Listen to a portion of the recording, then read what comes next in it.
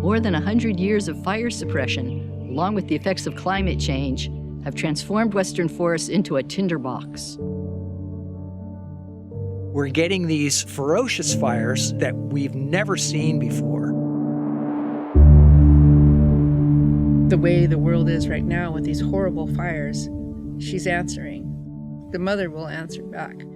And so the fire spirits are dancing out of control. Catastrophic wildfire is one of the greatest crises that we face. More than 1 million square miles of forest are now at risk across the West. More fire suppression and conventional forestry practices can't solve this problem. Private landowners and even governmental bodies like the Forest Service are looking for partners with innovative approaches. The only process that can be implemented on the scale that we actually need it today is fire. The Fire Ecology Restoration Project has been launched by the Permaculture Institute of North America. In the first year of the program, we trained motivated crew leaders in restoration forestry, an expanding field that needs thousands more skilled workers. Our unique permaculture-based approach includes the production of biochar, a process where excess woody fuels are converted into a material that can be stored in the ground for thousands of years, sequestering carbon that would otherwise escape to the atmosphere as a greenhouse gas. Biochar improves forest health by increasing the soil's ability to hold water and fertility. While the production process uses fire, it creates very little smoke thanks to a cutting-edge, yet remarkably simple and accessible technology known as the flame cap kiln. We believe healthy and fire-resistant forests can be created if communities and people with a love of the woods are trained and employed in a nuanced ecological approach. The first step in this restoration work is to take an honest look at the history that led to our current situation. For thousands of years, these lands have been tended by indigenous communities who regularly set fire to the land and created a rich and diverse mosaic of ecosystems that were extremely abundant with plants and animals. These forests were incredibly robust, with large insect and fire-resistant trees. The long-standing relationship of Native people in this land, that is Oregon now, got interrupted by a colonial occupation about 150 years ago. And that was detrimental to the Native people here and also detrimental to the land and the actual functioning, complex, dynamic relationships of all the living beings. As you can see, looking at the landscape, it's made a huge difference to not have the management of indigenous communities. And so with colonization and the genocide that happened and this extreme shift in land management practices because of the displacement of Native people, the fire stopped and then the conifers come in full force and they grow up really quickly and overtop all these mature oaks that were here. And so then there's this conversion from oak savanna to dense conifer forest that is not actually totally adapted for this landscape. Oftentimes, conifers without fire become very dense, especially industrial plantations. It's one species, it's one age, the crowns are all the same height, and there's not a lot of spatial diversity.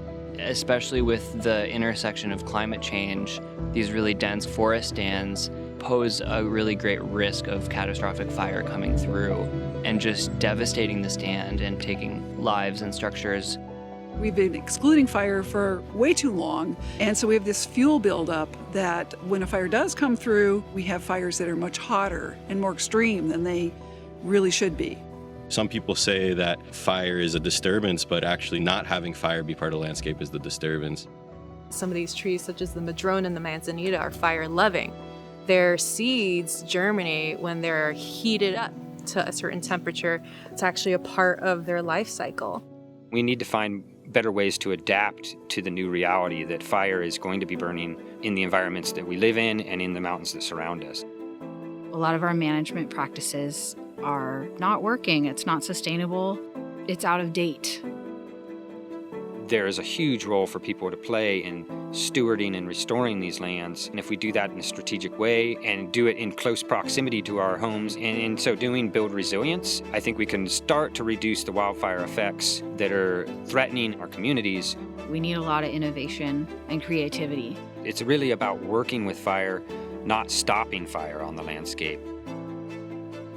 What we've realized is that we need to be doing work in the forest that is going to help our forests become more resistant to the fire in the first place and more resilient when the fires do pass through. We do that by typically thinning from below, meaning taking the smallest trees out of the forest and leaving the largest, most fire-resistant trees. And by separating the crowns, we make it more difficult for fire to jump from crown to crown. And that tends to cause the fire to burn on the surface rather than in the crowns of the trees. Yes, we are killing certain trees, and when there's not active disturbance or human tending of the land, it can become out of balance really quick. The legacy of land tending here has been one of kind of leave it be, let nature do its thing. And what that has led to is a tremendous buildup of fuel. They call them ladder fuels. It's essentially what grows from the ground cover up into the canopy. And with fire suppression, it's allowed these fuels to grow up and become a major threat. So we're trying to reduce the fuel load and doing it in a rapid fashion, but at the same time trying to manage the delicate nature of the landscape. We have a lot of really unique plant communities, a lot of rare plants, a lot of endemic species that you'll find nowhere else in the world. And then there's also this blending of ecosystems here, which is really important to think about. Everything out here serves a purpose and has a role on the landscape, and I try to think about that as I'm doing prescription writing or implementing treatments. What we're trying to do is work with this landscape and work with the existing plant communities to make something that can be more resilient long-term and can provide more benefits both to society and to the wildlife and the natural systems that they exist in. One of the beautiful things that happened today with this group is I walked with them and I asked to tread lightly because there's native medicines here. There's indigenous food that was once thought to be extinct in this region. The yampa's still growing up there, the wild yampa. I've got wild carrot still growing up there. We've got the white oak, one black oak, that's also our food. They're trying to heal the mother. They're not just going to rip through and clear cut. They're actually having a conscious mindset about how does it affect everything around it. They're really talking to the trees. They're looking at them. They're really analyzing that.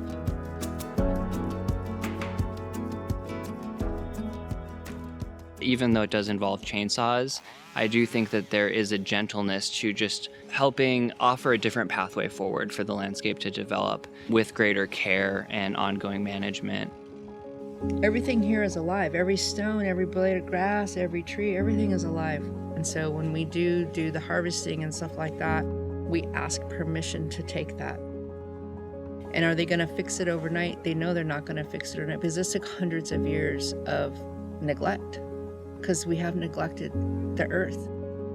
We are a part of a community that's exploring creative methods of restoring the land, and it's really exciting to be part of that.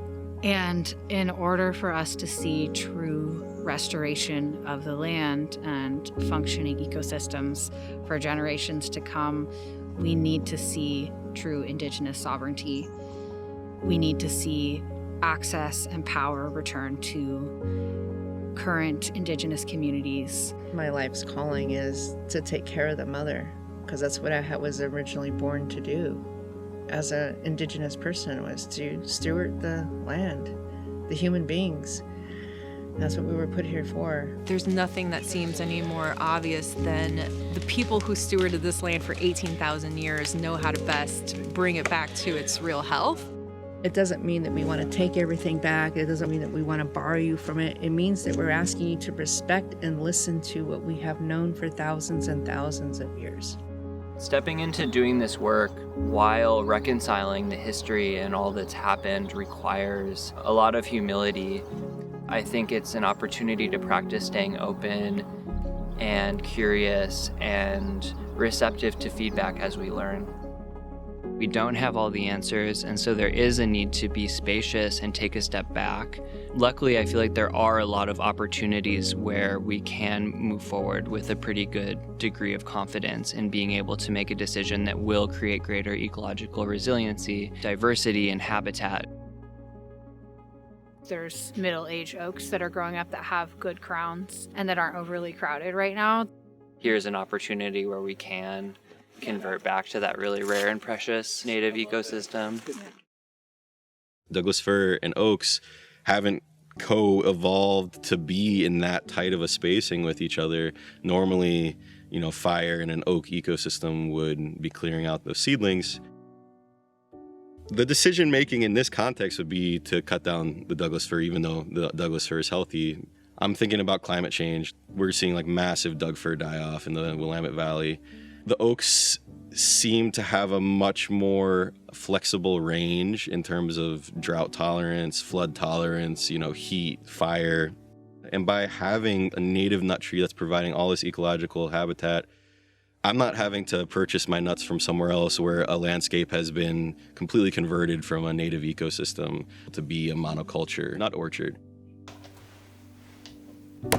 If I actually have an opportunity to have a direct relationship with a plant, like a mother oak tree, and I'm receiving the acorns from that, and then I go home and I know how to process those acorns, and then I eat them, and my body's receiving nourishment, it inspires me to then want to take care of that tree even more. My love for that tree is just expounded exponentially. And not only do I want to take care of that tree, I want to take care of the whole place where that tree is growing, and I want to just spend time there. And I've started a relationship where I'm receiving something, and then that inspires the giving back.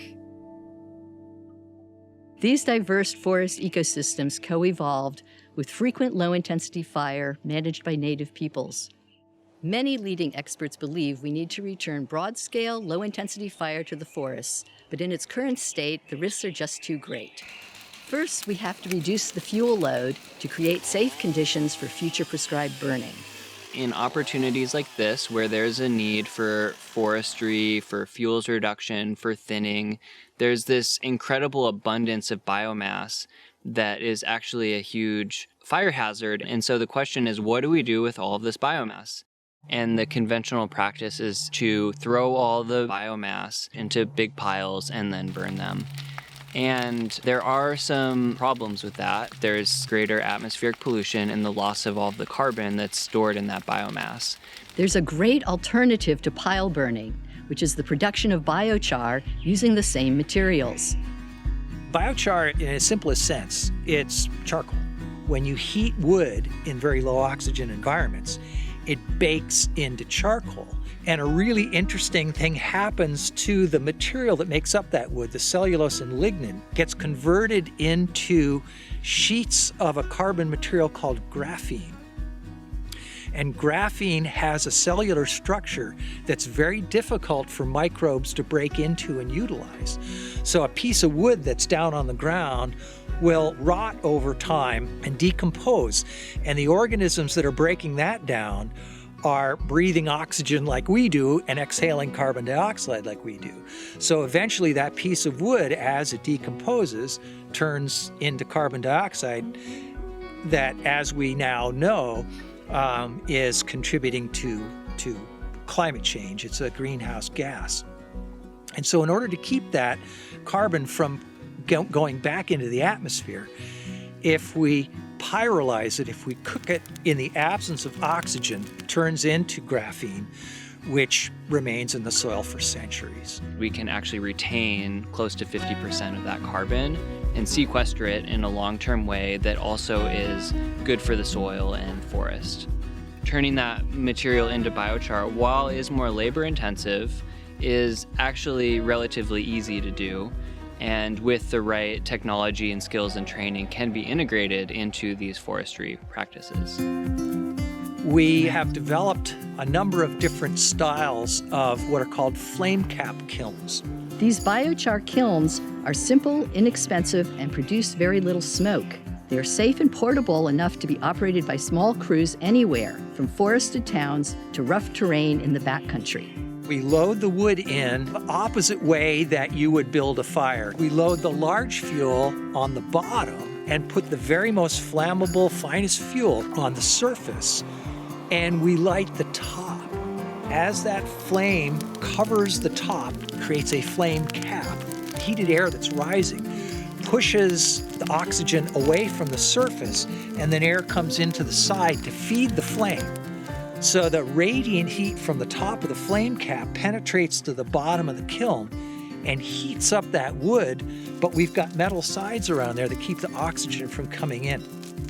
I've been doing biochar kiln development for a number of years now, and I started off using very simple containers. What I have now is a more advanced design called the Ring of Fire kiln. It's modular, so it can be anywhere from 6 feet in diameter to 10 feet in diameter. And it has an integrated heat shield, and that's the secret to the superior efficiency and functioning of this kiln. It makes a huge difference to have this portable kiln to essentially do stage 1 of burning in a controlled and safe way so that this whole hillside doesn't just go up in flames. As that kiln burns down, as it's becoming more and more ash, we need to stop that process. We don't want it to combust. We want it to pyrolyze. So we quench the kiln.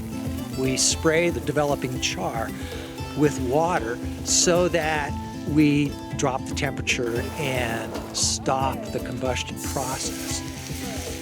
And what we're left with at the end is a pile of char in the bottom of the kiln that we can then distribute back into the forest.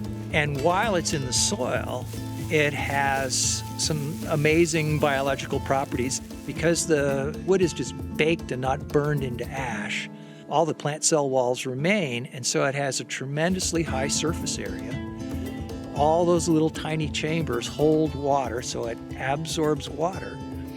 And the nutrients in the soil stick to the surfaces, so it adsorbs those nutrients and holds them in the soil and makes them available to plants. So it's really a win-win situation. We convert the carbon into a form that won't leave the soil for centuries, and it improves the growth of the plants that are using that soil so that they capture more carbon. By excluding fire for so many years, we're depriving the forest soils of charcoal that they need. And that if you dig down deep into a forest soil, you'll see in the older soil horizons from 100 years ago, before we started excluding fire, there's a lot of charcoal. So we're just putting it back. What we're doing really for all intents and purposes here is we're making the equivalent of fossil fuel and we're putting it back in the ground. The use of these biochar kilns could be a game changer for the health of our forests, for the impacts of smoke on our communities, and for our ability to do this work. To get the forest from its wrecked state to this more open, fire-safe habitat takes labor. Once that work is done, however, maintaining these landscapes through fire or grazing is relatively simple. Not that much work to come through and burn an area like this once it's been prepped. As we implement these new forestry protocols, we're also collecting economic data on costs and practices that will allow us to scale up this work. We have to look at the whole picture of benefits versus costs. We're helping the forest be more resilient, and we're sequestering carbon, so we're working for future generations here. And mainly what we're paying for to make biochar is a little bit more labor. It means we're paying people. Fortunately, it's not a steep learning curve. We need some basic skills like chainsaw. You need to know a little bit about your objectives on the landscape. What do you want to cut? What do you want to leave? Then when you go to the step of making biochar, you learn a lot of the things that a firefighter would learn. So a lot of these skills are translatable for wildland firefighting, so it's really good work for wildland firefighters to do in the off-season, so it's a year-round career. So PINA is involved in trying to get that workforce trained, a quality workforce, a sustainable workforce, and a fulfilled workforce, I might add, because this is good work. This is the kind of work that's really satisfying. You step back at the end of the day, you look at what you've done, and you know that you've done something good. This is only a beginning. Our research findings are promising, and our grassroots efforts are laying a foundation for the coalition building and massive scaling up that the current crisis demands. In order to solve the problem of climate change, it's going to take 1,000 little solutions. And biochar is one of those small solutions, but scaled up, it can have an enormous impact. The way we're going to scale it is really going to be based on creating a social movement. Once a flow starts happening, I think we create a kind of a fractal pattern of tending for that place. It takes a culture.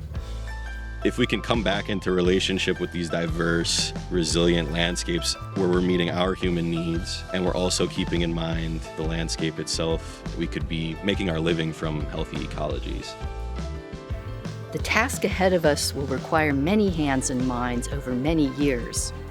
The journey begins with recognizing that nature, as stewarded carefully by indigenous communities, was able to maintain healthy and productive woodlands for millennia. If we listen to and honor the land, the science, and the traditional knowledge, proceeding step by step with care, we can build a new relationship with the forest that increases the well-being of all, trees and other plants, wildlife, and humans alike. Earth is really important to me, and the teachings of my elders are really important to me and my grandchildren. I want my grandchildren to know what it's like to walk through the woods and breathe clean air and drink clean water. And so that's why I'm fighting so hard.